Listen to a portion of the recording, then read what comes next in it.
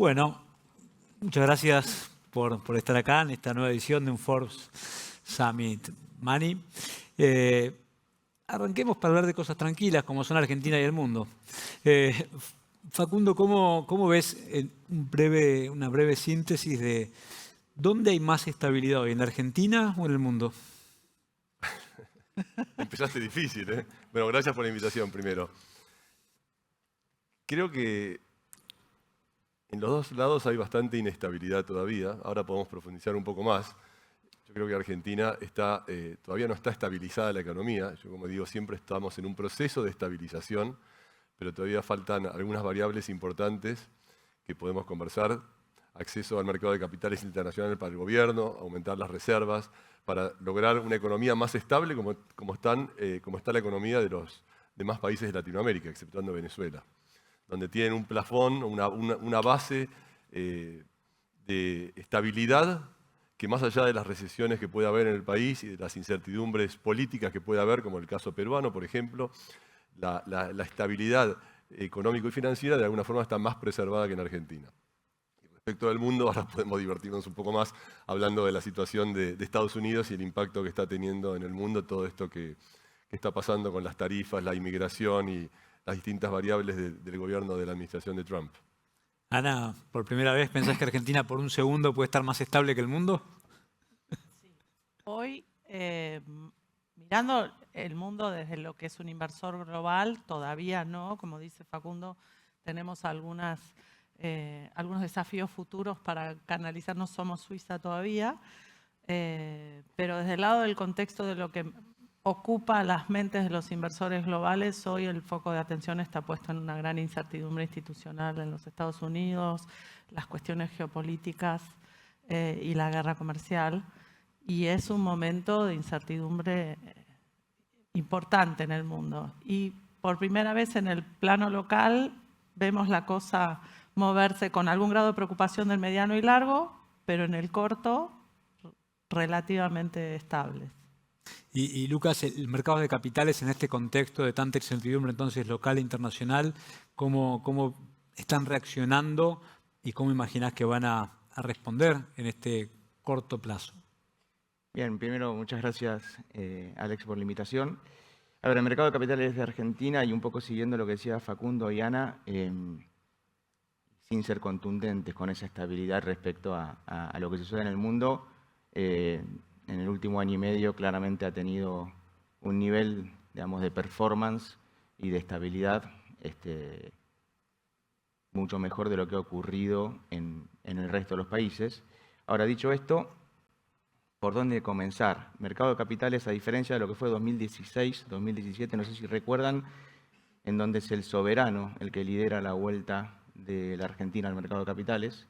En esta oportunidad es el sector privado. O sea, las compañías, para darles unos datos simplemente, 2024 emitieron cerca de 12 billions, de los cuales fueron 5 a nivel ley Nueva York, ley internacional. Y este año, eso es un 60% respecto a 2023. Y este año 2025 ya vamos con niveles de emisiones cercanos a los 7 billions, de los cuales prácticamente la mitad fueron también en el mercado internacional, y eso es cerca de un 40% por encima de lo que es 2024. Entonces, a ver, lo que un poco creo que demuestra esto es que mientras Argentina vaya hacia un camino de normalización, hay una reacción, hay un músculo del mercado hacia nuestro país, en este caso principalmente liderándolas por las compañías, porque también, en cierta manera, Argentina no deja de ser la segunda economía de Sudamérica, la tercera economía de Latinoamérica, y tiene algo que no todos los países emergentes tienen, que es profundidad en ciertas emisiones, y eso también hace que sea vista. Y creo que el camino va un poco por ahí, al menos en esta etapa liderado más por los créditos privados, y veremos qué hacen los subsoberanos y el soberano, ¿no? Poniendo entonces más la lupa ahora en Argentina, Facundo, ¿cómo imaginás la Argentina post-elecciones? ¿El impacto se va a sentir más fuerte aún en el riesgo país? ¿Y qué oportunidades ves en ese contexto? Bueno, yo creo que los bonos soberanos están baratos. Creo que obviamente el factor Argentina es siempre la desconfianza. Argentina es un país que ha pasado por 9 defaults. Según la ex presidenta, puede venir el 10º default, como dijo el fin de semana, y 22 planes con el Fondo Monetario, ¿no? Entonces, obviamente, cuando uno mira hacia atrás, tu pasado te condena. Y el gobierno lo sabe, y por eso el gobierno lo que hace es, se ocupa de tratar de construir de acá hacia adelante. Entonces, está tomando medidas donde cada escalón permite que el riesgo país baje un poco. Lo que pasó el domingo, si eventualmente en las elecciones de la ciudad, eventualmente si hay un acuerdo en la provincia de Buenos Aires entre los dos partidos, el PRO y la Libertad Avanza, va a ser otro escalón para abajo, y obviamente las elecciones de octubre es lo que todo el mundo mira, tanto los argentinos como en el extranjero, ¿no? Los extranjeros también miran lo que pasa en octubre. El famoso temor es tu pasado te condena, es decir, va Argentina a lograr nuevamente caer en una crisis como consecuencia de la desconfianza en la política y el cansancio de la sociedad con los cambios que el gobierno está tratando de implementar, o por el contrario va a avalar los cambios que se vienen. Luego, antes hablábamos con Ana, lo que va a ocurrir después de octubre son las reformas. Entonces tenés otra buena noticia potencialmente si efectivamente ganan las elecciones en octubre. Con lo cual hay varios escalones. Yo creo que el riesgo para el país va a ir cayendo de a poco. No va a ser una gran caída, pero yo creo que tiene 200 basis points para corregir a niveles de un corporativo. O sea, la verdad que el soberano debería estar a niveles de 8, 8,5, y es donde yo creo que el gobierno ahí sí va a salir al mercado de capitales. Hoy todavía está pagando mucho para acceder al mercado y no le conviene. ¿Cuánto más estamos pagando que nuestros vecinos, las potencias de Paraguay, Uruguay, Chile, Colombia, que su principal virtud ha sido la estabilidad, aunque cierren el Congreso, se suiciden los presidentes o tengan cualquier tipo de conflicto político, ¿no? Totalmente. Y de hecho tenés algunos países, Bolivia por decir así, que cotiza a niveles del 60-65% y está en una situación donde posiblemente el año que viene hasta pueda llegar a haber un default. Y con Argentina cotizando por arriba, pero marginalmente por arriba, a niveles de 80, con una situación donde tenés superávit fiscal. Es cierto, las reservas no han aumentado, esa es otra variable importante, pero yo creo que con este gobierno está garantizado de que no va a haber default.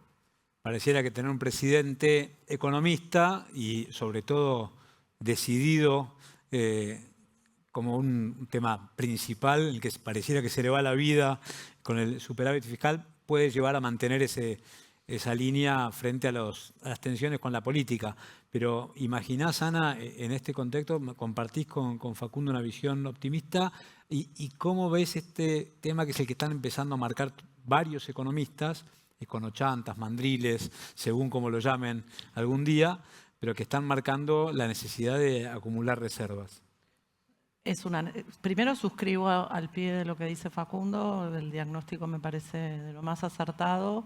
Coincido que los bonos argentinos de largo plazo, los soberanos, en particular los de ley extranjera de largo plazo, son una buena opción de cara a las elecciones y dependiendo de las elecciones de octubre. Volviendo, así coincido con los econochantas, es difícil no coincidir en la preocupación porque es lo que te está pidiendo el FMI, por otro lado. Entonces, está el acuerdo como una nube que vela por esa variable que son las reservas.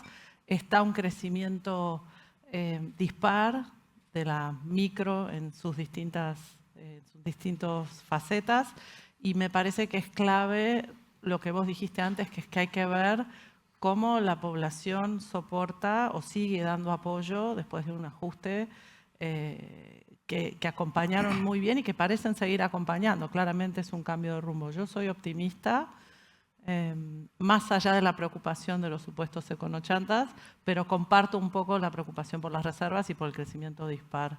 Y me parece que en realidad no hay perfección. Venimos de una historia, como decía también Facundo, que nos que nos condena, y me parece que hay un punto en el que tenemos que dar un poco de tiempo a que se vayan acomodando las variables, señalar las cuestiones y los focos de preocupación, pero celebrar también lo logrado, ¿no?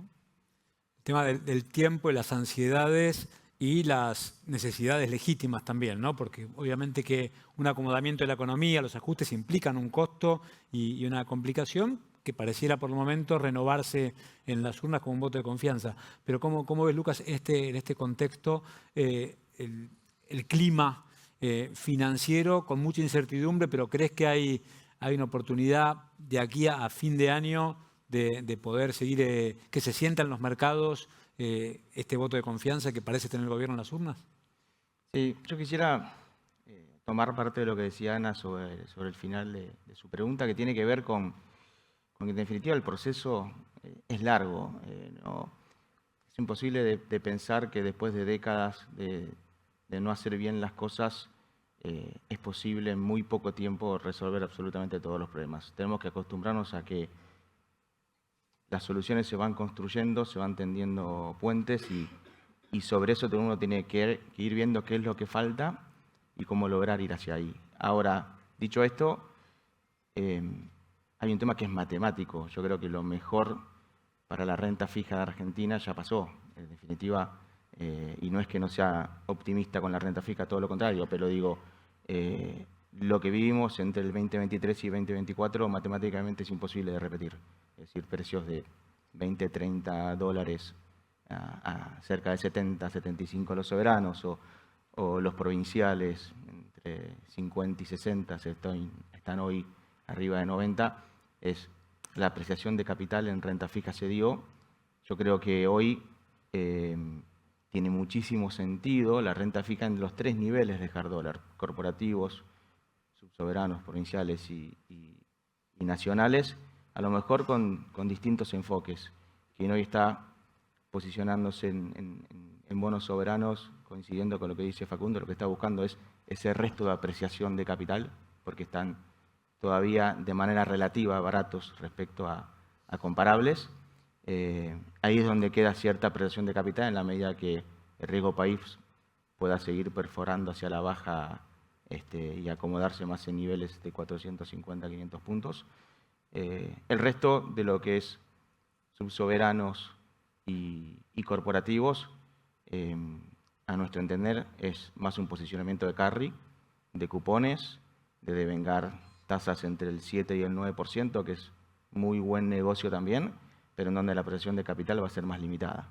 Creo que esos son los drivers, si uno tiene que buscar posicionarse, que tiene que pensar al momento de elegir qué activo.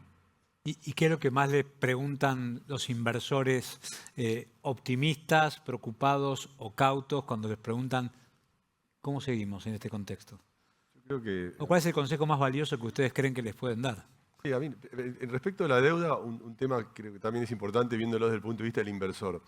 Lo que ha pasado, me acordaba de lo que vos justo recién mencionabas.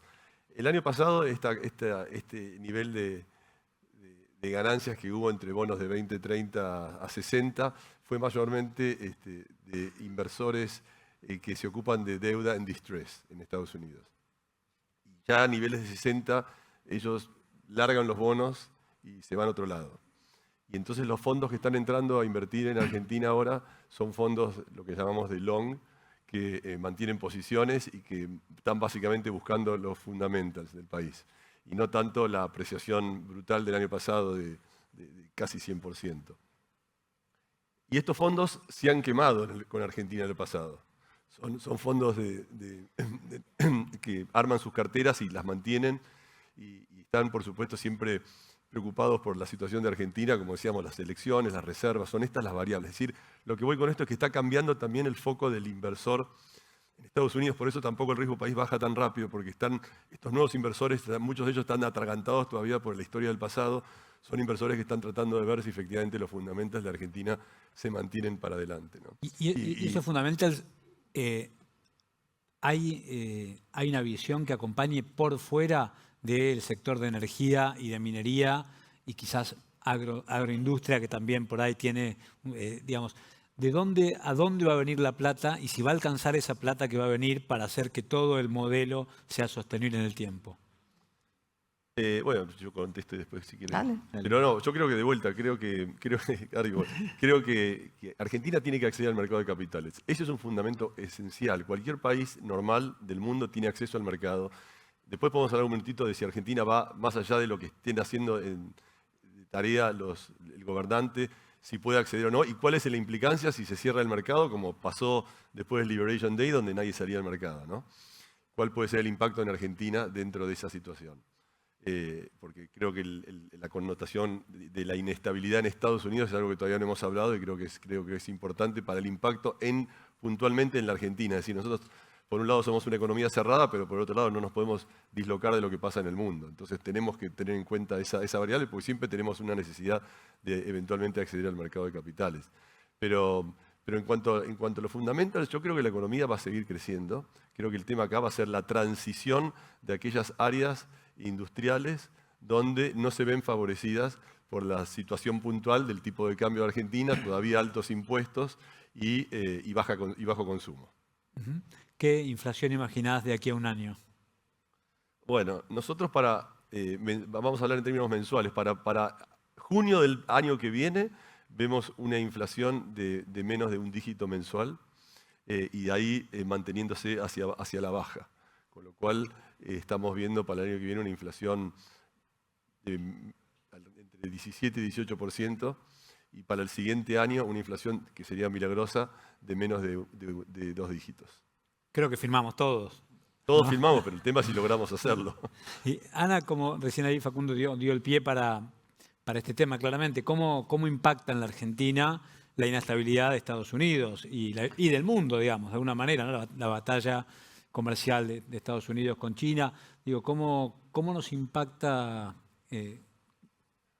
Mira, de corto plazo, lo hablábamos hace un rato cuando me preguntaste cómo estás, y la confesión fue lamiendo las heridas de la volatilidad reciente. Argentina no está exenta de las cuestiones de corto plazo que se provocan con una guerra comercial como la que está.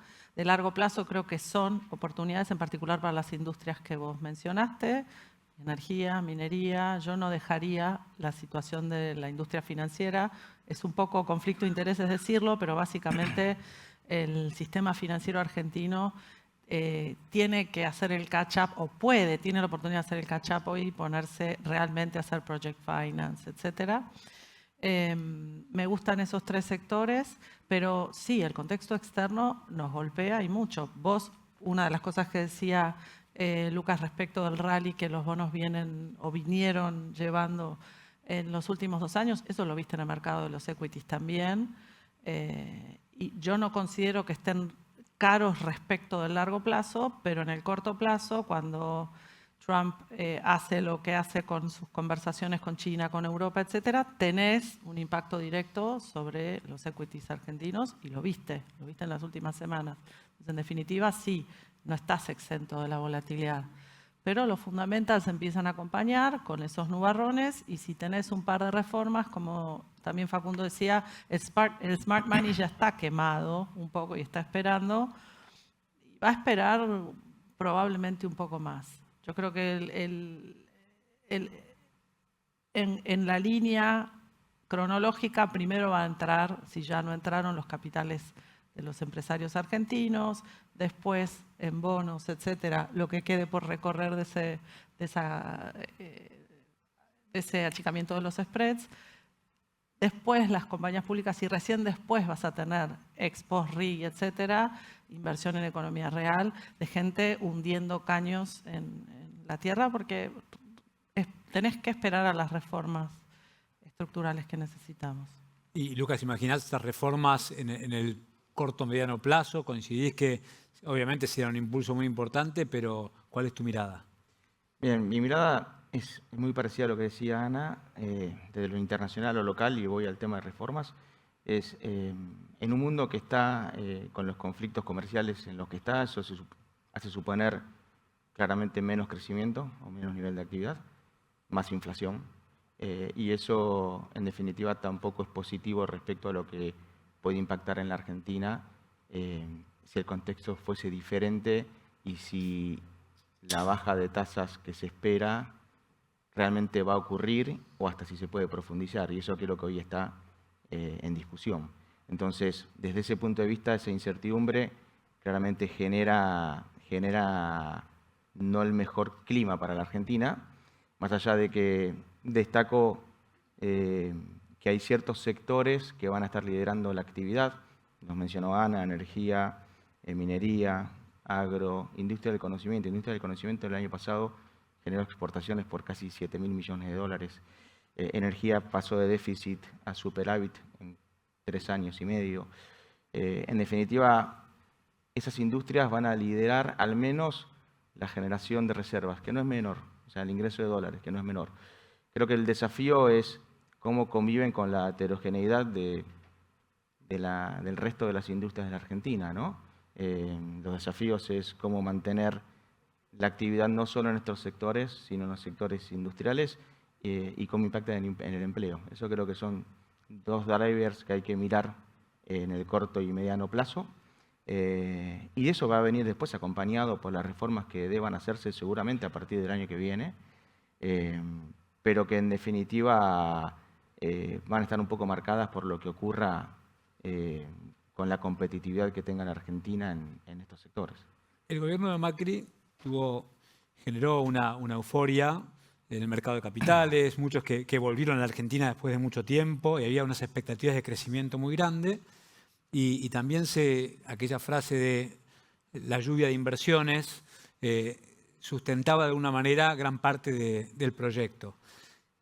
¿Qué podemos hacer o qué podemos aprender de aquella lección de no esperar solamente una lluvia de inversiones como un motor de la economía para el crecimiento y para que sea un programa sostenible que pueda llegar a poder sobrellevar las tensiones propias de ganadores y perdedores que puede haber en un recambio de modelo con miras a la visión que parece tener el gobierno del país que imagina? Yo creo que los empresarios miramos dónde están las oportunidades. Yo como presidente de AmCham, que me junto con el directorio, con empresas que son totalmente distintas entre sí, hay de consumo masivo, desde el responsable de Starbucks o de Burger King o de PepsiCo a empresas del área industrial, automotrices y oil and gas, etcétera. Cada uno tiene una visión y ve dónde está la oportunidad. Mismo nosotros, desde el lado de JP Morgan, estamos haciendo una inversión de 500 millones de dólares para seguir creciendo con nuestro centro de servicios, ¿no? ¿Cuántas personas trabajan en JP Morgan de Argentina para proveer? Y con este centro empezamos de 0, hoy estamos en 3.800, pero el plan es llegar a 5.000. Me acuerdo que en algún momento alguien del gobierno me dijo, bueno, pero con este tipo de cambio, este negocio de economía del conocimiento no va a prosperar más, ¿no?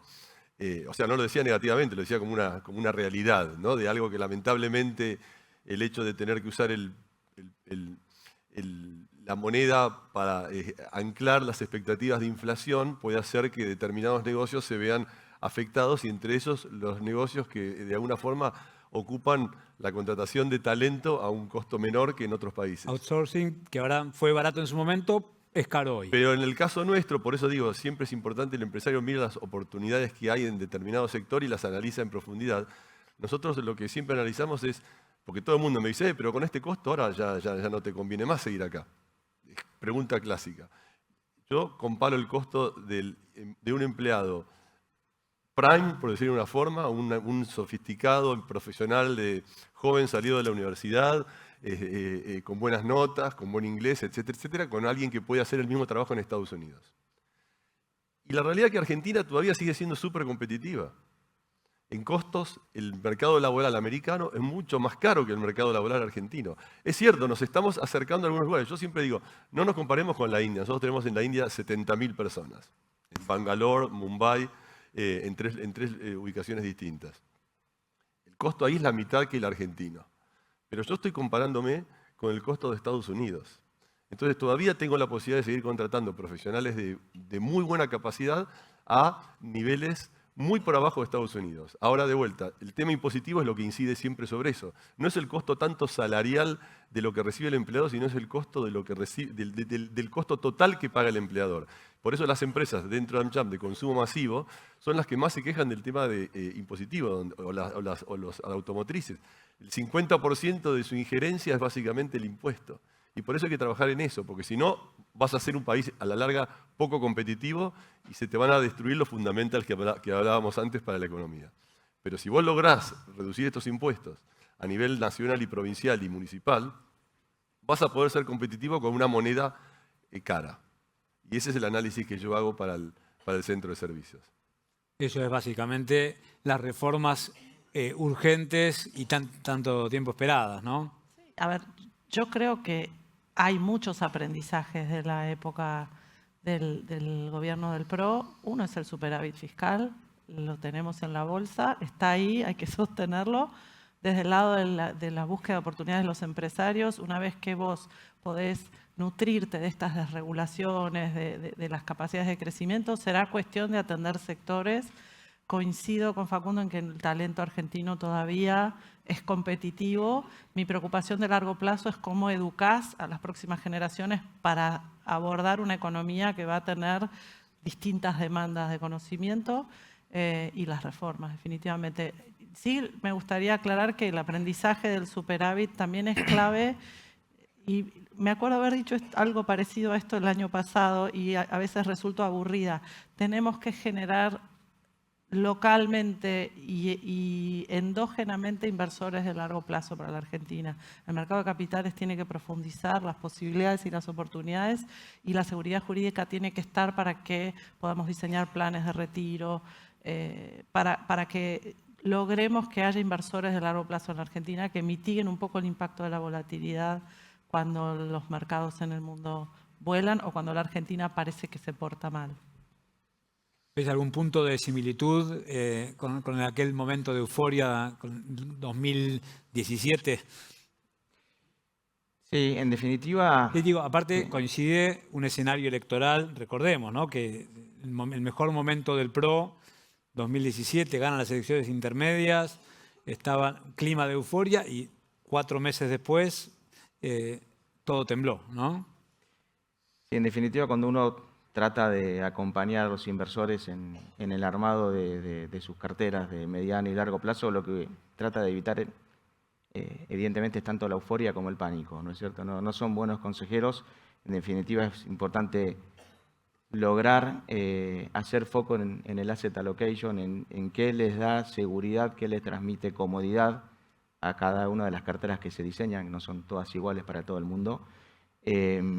Y respecto a lo que es lluvia de inversiones, sí o no, digo, son frases que en definitiva se construyen, pero lo que hay que mirar es realmente lo que está pasando. Y el empresario argentino que tiene intereses en Argentina a largo plazo, reinvierte en Argentina. Se empezó a ver el año pasado, el anterior, recompras de jugadores locales respecto a empresas internacionales. Hay un cierto movimiento, a lo mejor no se lo ve como una lluvia, pero en definitiva es parte de lo que se va construyendo, a lo mejor más en silencio, no con números súper enormes, pero que en definitiva es parte de lo que va generando esa estabilidad y ese piso para lo que se viene, y que tiene que venir acompañado por un mercado de capitales realmente sustentable y con inversores de largo plazo, 100% de acuerdo con lo que dice Ana. Eso es parte del desafío que tenemos nosotros como jugadores y obviamente los distintos gobiernos para acompañar que eso suceda, porque es totalmente distinto el impacto que puede generar el contexto internacional, la volatilidad internacional, la propia volatilidad argentina, en la medida que tengamos un mercado de capitales desarrollado, fuerte, robusto, respecto al que a no tenerlo. Entonces creo que eso es parte del desafío de lo que tenemos que construir. Y de hecho yo creo que en esta oportunidad, a diferencia de lo de Macri, realmente se dio la inversión de los privados locales. Sí. Correcto. Es decir, esto creo que es una gran diferencia. Vos hablabas de la ayuda de inversiones que venía de afuera, pero hoy lo que yo veo y vi es que las grandes salidas que se produjeron durante el último año son de capitales internacionales que por distintos motivos de estrategia o porque la ventana de Argentina es dudosa siempre, entonces ante la oportunidad deciden salir, pero vos mirás en todo el sector de oil and gas, Exxon, bueno, el sector de consumo masivo, Procter & Gamble, Petronas, todos los compradores son todos locales. O sea, el empresario local está apostando ahora mucho más de lo que apostaba en la época de Macri. Eso es lo que estoy viendo yo en términos de todas las inversiones. Y todas estas emisiones que vos hablabas del sector corporativo, es todo para CAPEX en la Argentina, esencialmente. Con lo cual hay una inversión en la Argentina que se está viendo de los locales mucho más fuerte. Yo creo que los locales en la parte de la economía real es donde están invirtiendo hoy.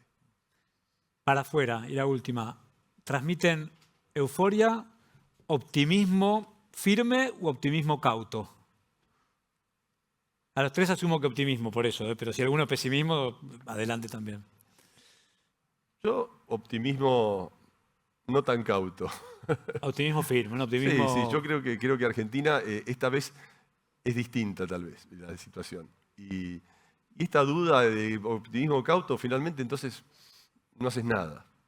Y creo que cuando uno toma una decisión, como nosotros ahora que estamos invirtiendo en esto que te decía, 500 millones de dólares, 1.500 personas más, si estás tan cauteloso, finalmente no la haces la inversión. Entonces yo creo que Argentina está dando una vuelta y bueno, y hay que apostar. Ana. A mí. Te iba a decir, lo que vos exportás, lo que vos les decís a los inversores para afuera, probablemente sea optimismo bueno, sostenido. Recibís euforia. O sea, lo que te dicen los interesados o lo que están mirando los inversores es, estoy esperando, pero está buenísimo lo que está pasando. Bueno, espera, como que todavía no es el momento. Pero digo, no es solo lo que vos proyectás, sino lo que vas recibiendo. Lo que vas recibiendo es mucha anticipación. 100% de acuerdo, me sacaste las palabras, porque en definitiva se ve eso. Desde acá se ve optimismo y desde afuera se ve con más euforia que optimismo, se ve distinto. Bueno, en un año los espero acá para que vuelvan a aplaudirlos y para celebrar si las cosas van tan bien como todos queremos. Gracias por estar. Muchas gracias.